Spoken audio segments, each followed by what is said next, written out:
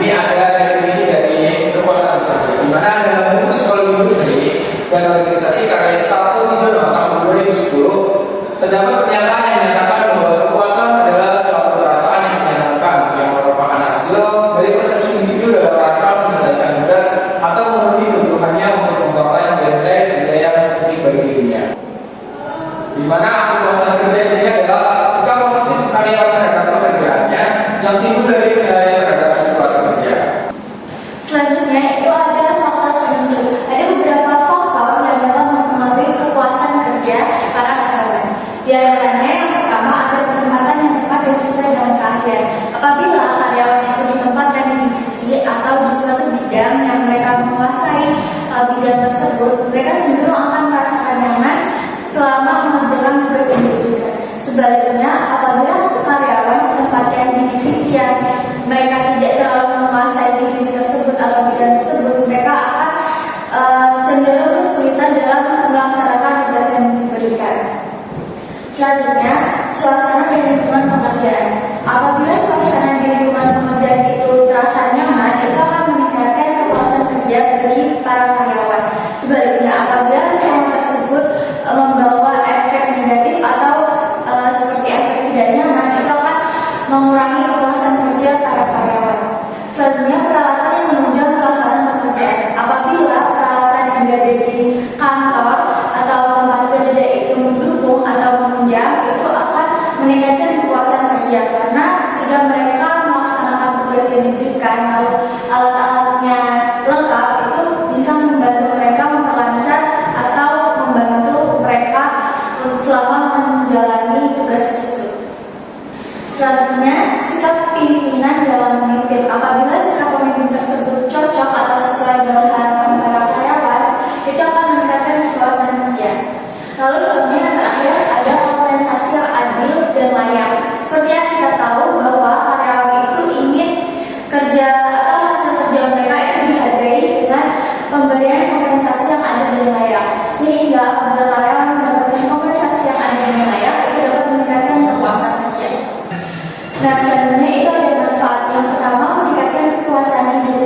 Apabila karyawan itu merasa puas dengan pekerjaannya atau kepuasannya itu baik, maka mereka itu cenderung kreatif dan juga memiliki inovatif sehingga bisa meningkatkan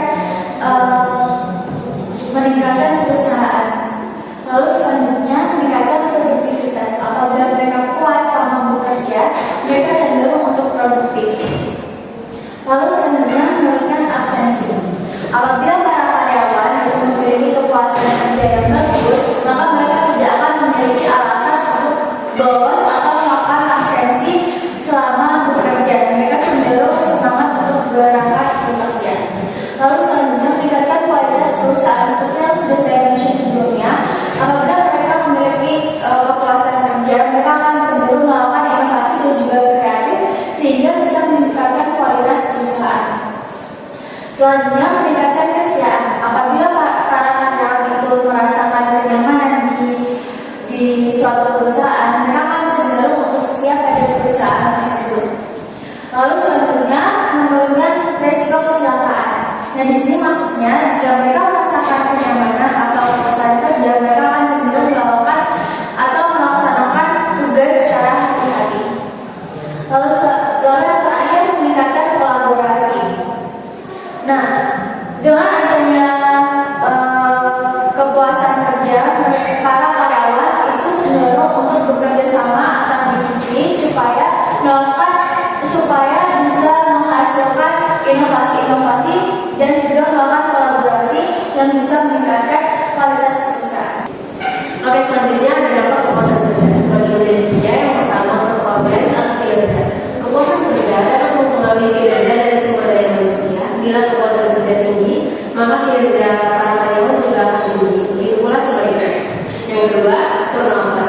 Kepuasan kerja mempunyai hubungan yang kuat dengan turnover. Hal ini dapat dilihat dari banyaknya karyawan yang mengundurkan diri dari pekerjaan. Yang ketiga, absen dan cuti. Karyawan yang puas dalam pekerjaan mereka cenderung lebih jarang absen, sementara ketidakpuasan dapat menyebabkan tingkat ketidakhadiran yang lebih tinggi. Lalu ada pengukuran kepuasan kerja menurut BPM dan Badan. Yang pertama ada Happy Scale Metode ini menggunakan skala penilaian atau kuesioner untuk meminta responden mengevaluasi berbagai aspek pekerjaannya. Responden memberikan skor pada dimensi-dimensi tertentu seperti gaji, hubungan dengan rekan kerja, supervisi, dan peluang pengembangan karir. Skala yang sering digunakan adalah skala Likert, di mana individu menyatakan tingkat setuju atau tidak setuju terhadap pernyataan tersebut. Contohnya Job Descriptive Index atau JDI dari Minnesota Contohnya Job Descriptive Index atau JDI dan Minnesota Certification Questionnaire. Yang kedua ada Critical Index. Metode ini meminta karyawan untuk mengidentifikasi peristiwa spesifik yang membuat mereka merasa sangat puas atau tidak puas dengan pekerjaan. Fokusnya adalah pada pengalaman nyata yang dirasakan secara signifikan oleh karyawan. Ketiga, interview atau wawancara. Karyawan diberi kesempatan untuk secara langsung mendiskusikan pandangan mereka tentang pekerjaan. Wawancara ini bisa dilakukan secara terstruktur atau menggunakan panduan pertanyaan atau tidak terstruktur atau lebih bebas. Oke, selanjutnya di sini ada upaya meningkatkan kepuasan kerja, di mana menurut review peningkatan kerja dapat dilakukan dengan cara sebagai berikut. Di mana yang pertama adalah melakukan perubahan struktur kerja. Di sini menyesuaikan tugas tanggung jawab atau alur kerja agar lebih efisien dan sesuai dengan kebutuhan karyawan serta perusahaan. Kemudian yang kedua adalah melakukan perubahan struktur pembayaran, di mana di sini memberikan kompensasi yang adil seperti kenaikan gaji, bonus atau insentif untuk meningkatkan motivasi dan kesejahteraan karyawan. Yang ketiga di sini ada pemberian jadwal kerja fleksibel. Kemudian ada mengadakan program yang mendukung, di mana perusahaan menyediakan program pelatihan pengembangan karir atau layanan kesejahteraan untuk mendukung kebutuhan profesional dan pribadi karyawan. Kemudian yang kelima ada fasilitas pendukung. Yang keenam ada memberikan reward, di mana di sini perusahaan mengapresiasi kontribusi karyawan melalui penghargaan, baik secara finansial atau bonus maupun non finansial seperti sertifikat atau pengakuan. Kemudian yang ketujuh ada menciptakan lingkungan kerja yang positif. Di sini membangun suasana kerja yang mendukung kolaborasi, menghargai beragama dan mengurangi konflik untuk menciptakan keharmonisan. Kemudian yang kedelapan adalah membangun kepercayaan, di mana di sini meningkatkan komunikasi terbuka, transparansi, dan rasa saling percaya antara manajemen dan karyawan untuk menciptakan hubungan yang kuat dan produktif. Di mana langkah-langkah ini bertujuan untuk meningkatkan kesejahteraan karyawan yang pada akhirnya berdampak positif pada kinerja perusahaan. Sekian paparan materi yang bisa kami sampaikan tentang kepuasan kerja. Nah, di sini kami akan menjawab pertanyaan-pertanyaan yang kami sampaikan mengenai materi yang kami paparkan. Oke, baik. Untuk pertanyaan yang nomor satu di sini, menurut pendapat kalian apa bentuk reward yang ideal bagi karyawan setelah bekerja? Nah, sebenarnya reward itu ada banyak macamnya, di antaranya kayak kenaikan jabatan, ada yang kompensasi berupa uang ataupun reward berupa peningkatan skill. Tapi untuk menurut saya sendiri, saya memilih untuk mendapatkan reward berupa uang.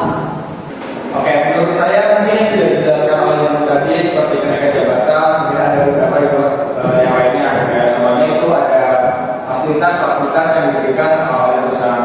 Tapi saya di sini lebih fokus pada reward seperti bentuk finansial atau uang. Oke, kalau saya pribadi bentuk reward yang paling tepat kalau misalnya saya udah kerja itu berbentuk uangnya dan fasilitas saya kendaraan dan lain-lain. Baik, untuk pertanyaan yang kedua adalah bagaimana jika seseorang bekerja di luar jurusannya tetapi ia mampu atau ahli dalam pekerjaan tersebut. Jelaskan kaitannya dengan faktor penentu nomor satu, yaitu penempatan yang tepat dan sesuai dengan keahlian. Oh iya, ini faktor penentu.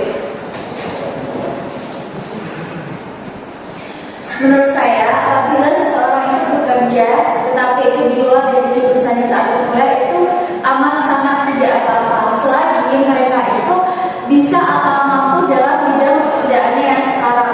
Nah, di sini maksud saya adalah penempatan yang tepat dan sesuai dengan keahliannya.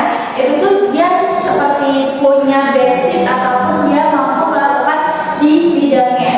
Jadi kalau misalkan pekerjaannya itu tidak sesuai dengan jurusan waktu dia selama di instansi pendidikan, itu tidak apa-apa selagi mereka memiliki basic atau kemampuan di bidang yang dia kerjakan pada saat itu. Oke, pertanyaan terakhir. Seberapa penting kepuasan kerja karyawan dalam perusahaan dan sampai sejauh mana perusahaan perlu memberikan kepuasan tersebut?